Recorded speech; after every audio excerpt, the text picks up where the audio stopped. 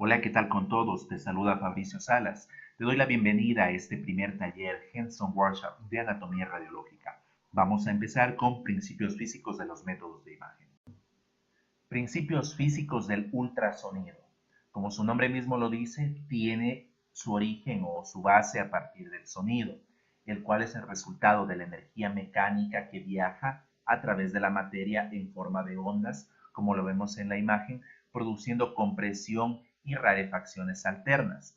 A su vez, estos se conocen como ecos cuando regresan y por eso es sinónimo de ultrasonido con la palabra ecografía. Entonces, cuando hablamos del principio físico del mismo, decimos que se basa en un emisor y un receptor, el cual las ondas de sonido viajan, son emitidas, entran en contacto con un objeto y son devueltos directamente desde donde se emitió el sonido. Es en donde se produce el procesamiento de estos haces ultrasonográficos o ecos, reflejando y procesando la imagen de las diferentes interfaces tisulares o estructuras corporales. Para comprender mejor esto, primero es necesario conocer cómo está conformada una onda de sonido, en la cual tenemos aquí una imagen de la misma, en donde el eje de las X está representado por el tiempo y el eje de las Y está representado por la presión. Entonces decimos que una onda de sonido se produce por los cambios de presión en un tiempo determinado. Aquí tenemos en un lapso, digamos, de un segundo, lo cual se conoce como un ciclo. ¿Sí? Lo que vemos aquí, entonces aquí tenemos un ciclo en una unidad de tiempo. Si nosotros cambiamos esta imagen y la ponemos, digamos, de esta manera, aquí tenemos ya dos ciclos en un tiempo determinado.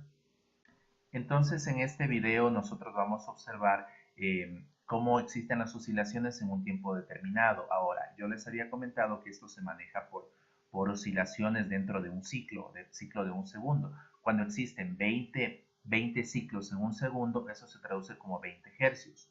Conforme van aumentando los hercios, nosotros ya vamos entrando al mundo de los ultrasonidos. Y nótese cuando recién empezamos a escuchar algo.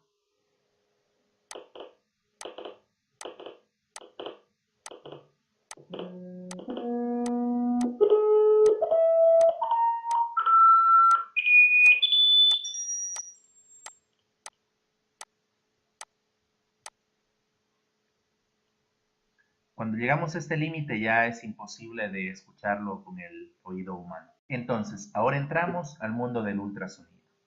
El ultrasonido se define como una serie de ondas como las que vimos anteriormente, generalmente longitudinales, originadas por una vibración de un cuerpo elástico y propagadas por un medio material.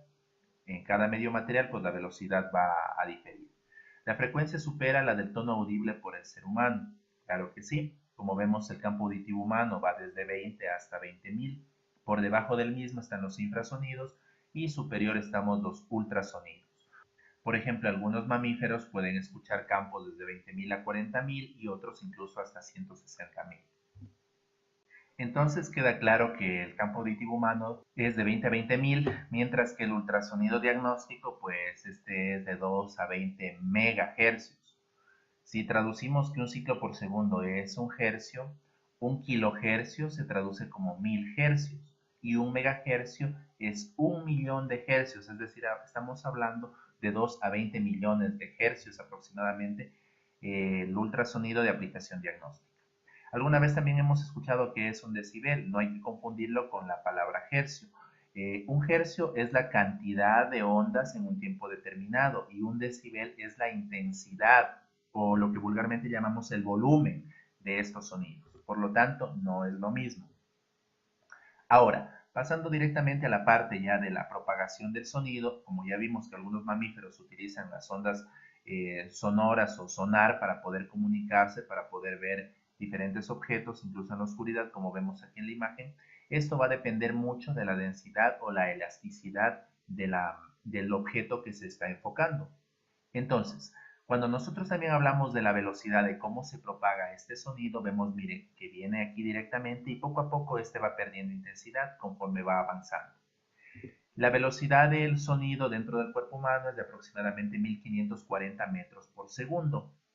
Vemos aquí diferentes imágenes de cómo son las ondas de sonido. Ya lo dijimos anteriormente que la velocidad de propagación va a variar dependiendo del tejido, como vemos aquí en la imagen. Vemos que 330 metros por segundo es en el aire y de 4080 metros por segundo, miren, en el hueso. Por eso depende mucho el tratar de hacer una exploración ultrasonográfica de un hueso. Ya vamos a ver cómo se ven las imágenes.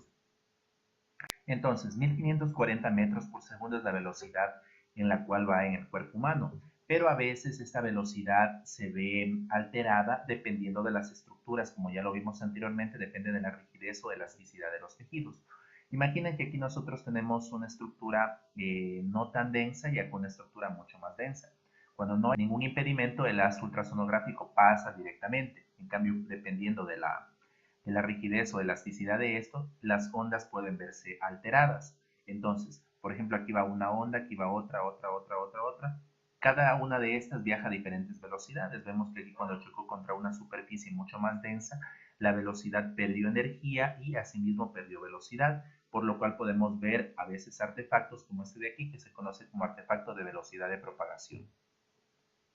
Cuando hablamos de impedancia acústica debemos entender que estos haces ultrasonográficos se pueden reflejar, como en el caso de una estructura ósea, se pueden dispersar, como en el caso de órganos sólidos, como por ejemplo el hígado, o se pueden refractar o absorber en el caso de estructuras con contenido líquido, por ejemplo la vejiga.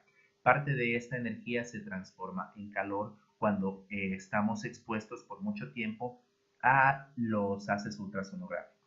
Cuando hablamos de la atenuación, asimismo, vemos que en el aire la atenuación es mucho mayor en relación al agua. Por eso la dificultad de poder enfocar estructuras cuando tienen contenido de aire. Entonces, aquí vemos una imagen de un corte típico a nivel de la parte abdominal, en donde vemos la cabeza, el cuello y la cola del páncreas. Nótese los diferentes cambios de las atenuaciones dependiendo del contenido que tengan cada uno de estos, de lo cual se da pues los diferentes términos, sea hipoecogénico, hiperecogénico, anecoico, con refuerzo o con sombra acústica, los cuales ya se abordarán posteriormente. Ahora, pasando a la parte de instrumental, el equipo de ecografía está formada por un transmisor, a su vez también es un transductor y receptor, un procesador, una pantalla, como vemos aquí, y un grabador o archivo. Entonces, ¿cómo funciona cada uno de estos elementos mencionados? Tenemos aquí un transductor que hace a su vez de emisor, también hace de receptor, que recibe y procesa la imagen directamente acá en un equipo y este lo transforma en la imagen que nosotros vemos en el equipo de ecografía. Ahora, ¿cómo funciona este transductor? Este transductor funciona con el principio de la piezoelectricidad utilizando cristales piezoeléctricos. Los cristales piezoeléctricos pueden estar elaborados de circonita de plomo o de titanio, que en este caso son estos amarillos, que se estimulan con cierta cantidad de energía eléctrica. Estos vibran y producen ondas de ultrasonido. No todos estos de aquí son estimulados a ondas eléctricas. Algunos son estimulados por ondas de ultrasonido, los cuales vibran y a través de un receptor son interpretados y convertidos en una imagen que es la que nosotros vemos en la pantalla. Aquí tenemos una exploración de un riñón derecho. Como podemos ver, el transductor se pega directamente a la piel y emite los haces de ultrasonido y genera cortes, como lo vemos aquí. Cada uno de estos cortes son de un sector del riñón, como vemos aquí, y esto produce una imagen.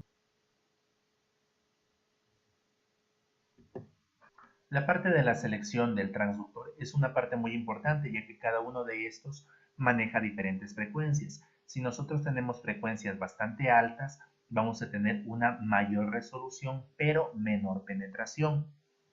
Si nosotros tenemos aquellos transductores que manejan menor frecuencia, van a tener mayor penetración, pero va a disminuir la resolución de los mismos.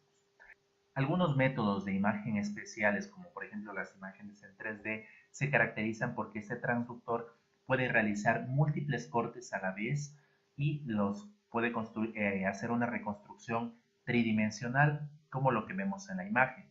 Asimismo, cuando tiene muchos más de estos cortes para hacer, tenemos imágenes 4D y actualmente las imágenes 5D.